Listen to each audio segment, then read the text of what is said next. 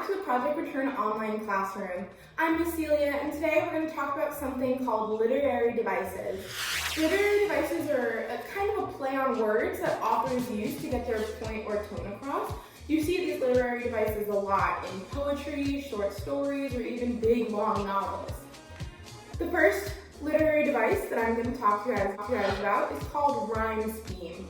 Rhyme scheme is something that we all learn when we're a little kid. Basically, a rhyme scheme is repeating sounds at the ends of words or lines that sound similar. So, for example, if I want to rhyme with the word bat, words that rhyme with bat would be hat, cat, stuff like that with that at sound at the ending. There's also a literary device called alliteration. And alliteration is similar to rhyme, but it's like sounds at the beginning of words rather than at the end. So if I'm going to use alliteration with the letter L, for example, I'm going to say, Lucky Lucy looks blah, blah, blah. So it's repeating the L sound at the beginning. You see a lot of rhyme and alliteration in children's stories. They're catchy, they're fun to read, and children tend to really like them. And even adult, mature poets use this a lot because it conveys a happier, more playful tone in their work. Next, I'm going to talk about onomatopoeia. Onomatopoeia is a word whose sound closely resembles the sound it describes. For example, wow.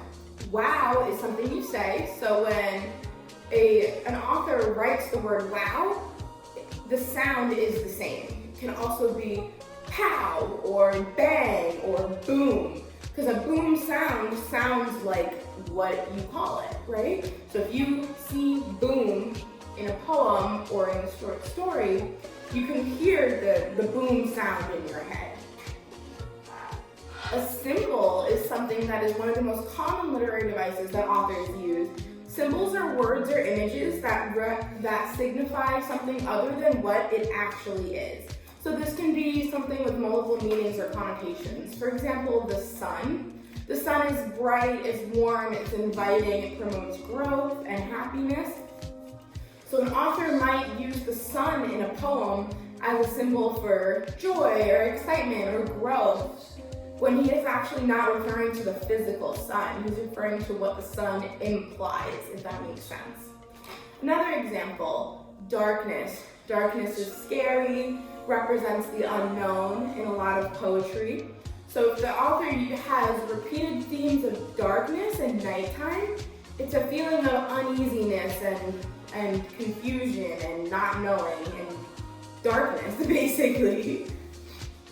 So authors use symbols in a lot of different ways. One way they can use symbol is through metaphor. Metaphor is an implied comparison between two things that are unlike. Implied comparison says that you are not saying that this is this directly.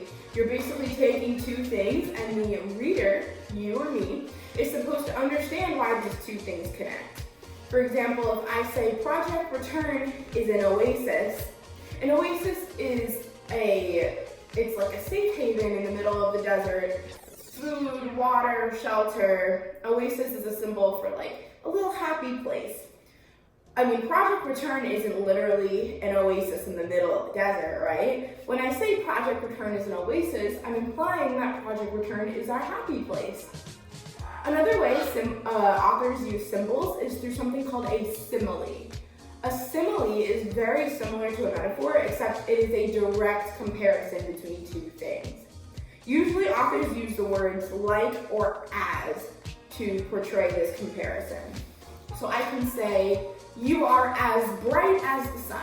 That is me directly comparing your brightness and your happiness to the sun's brightness and the sun's happiness. It's a direct comparison, so you can understand what I'm implying just based on my wording. I can also say something, she grows as fast as a tree, for example. Trees grow slow, maybe the dog, for example, the dog grows as fast as a tree. Tree grows slow, I'm saying that the dog is also growing slow. It's a direct comparison, me telling you what exactly I'm comparing between the two things. Hyperbole is an exaggeration of words. and it's used to gain an extra effect. For example, I can say, you are as smelly as a landfill.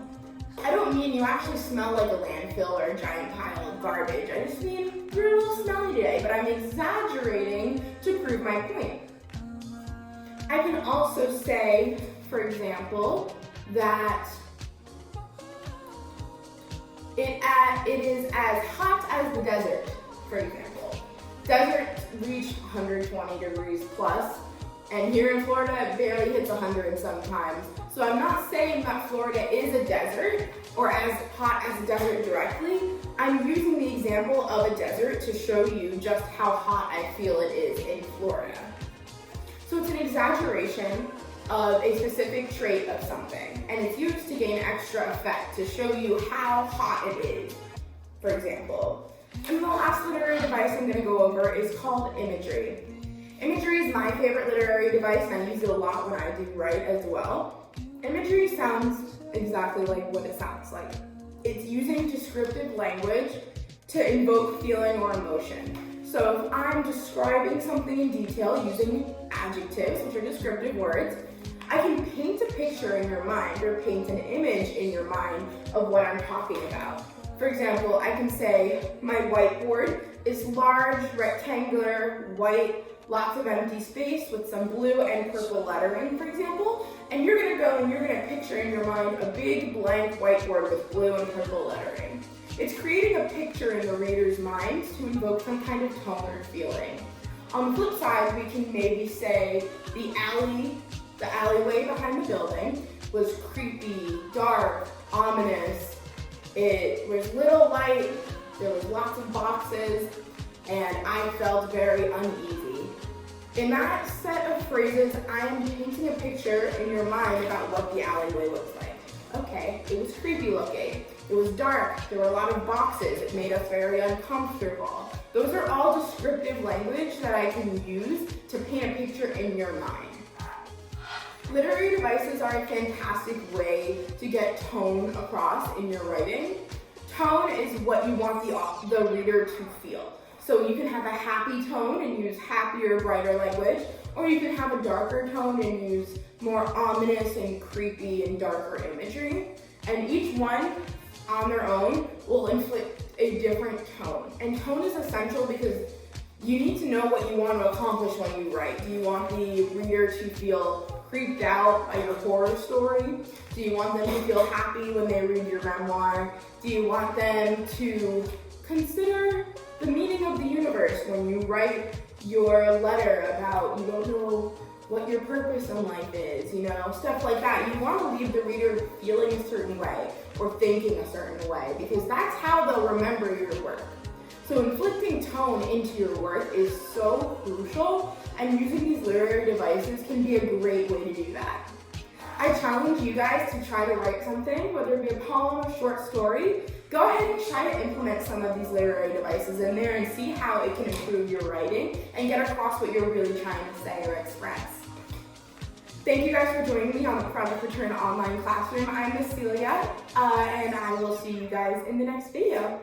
Bye!